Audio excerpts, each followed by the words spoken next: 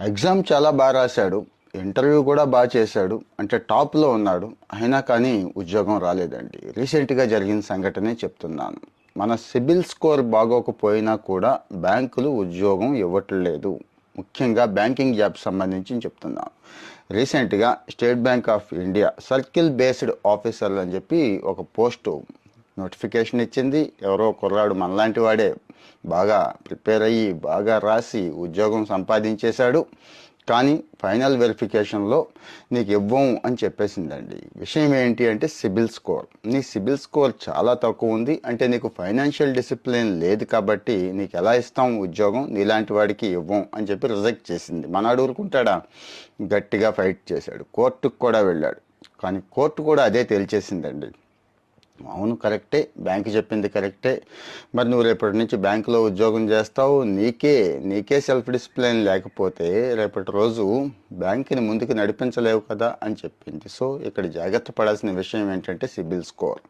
జాగ్రత్త పడాలండి. సిబిల్ స్కోర్ ఎందుకు పోతుందో కూడా చాలామందికి తెలియట్లేదండి. అసలు ఏ అప్పు తీసుకోకపోయినా కానీ సిబిల్ స్కోర్ తక్కువ ఉంటుందండి.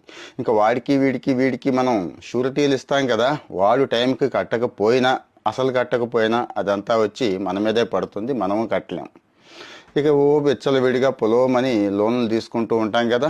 అవసరానికి మించి జనరల్గా 30% లోపే తీసుకోండి. క్రెడిట్ కార్డుల మీద కానీ ఎక్కడైనా కానీ అది తీసుకున్నా కానీ సిబిల్ స్కోర్ తగ్గుతూ ఉంటుందనే విషయం కొంతమందికే తెలుసండి. సో మరి ఇవన్నీ ఆలోచించుకోండి, దయచేసి ఇవన్నీ ఆలోచించుకోండి. సిబిల్ స్కోర్ ఎక్కడెక్కడ తగ్గుతోంది అనే విషయాలు కూడా కొంతమందికి పాపం తెలియట్లేదు. అంటే లేటుగా పే చేస్తేనో అసలు పే చేయకుండా ఉంటేనో అనుకుంటున్నారు కదా. ఇప్పుడు నేను చెప్పిన పాయింట్ల మీద కూడా సిబిల్ స్కోర్ తగ్గుతోందని చెప్పి బాగా తెలిసిన బ్యాంక్ మేనేజరే చెప్పాడండి. సో మరి ఉద్యోగానికి ప్రిపేర్ అవుతున్నాను, ముఖ్యంగా బ్యాంక్ ఉద్యోగాలకి అనుకునే వాళ్ళు ఈ విషయాలు కూడా తెలుసుకొని ఉండటం మంచిది. ఎందుకంటే ఒక కోర్టు ఆర్డర్ ఇచ్చిందంటే ఆల్మోస్ట్ ఆల్ ఇంకా అదే ఆర్డర్ అన్ని బ్యాంకులకి భారతదేశం అంతా అప్లై అవుతుంది. కాబట్టి ఇలాంటి విషయాల్లో జాగ్రత్త పడాలి. మీకు ఉపయోగపడుతుందని షేర్ చేస్తున్నాను. కామెంట్లో మీ ఒపీనియన్ చెప్పండి. ఎస్, బాగుంది, కరెక్టే సమాచారం అనుకుంటే మీ వాళ్ళకు కూడా షేర్ చేయండి, ఫాలో చేస్తూ ఉండండి.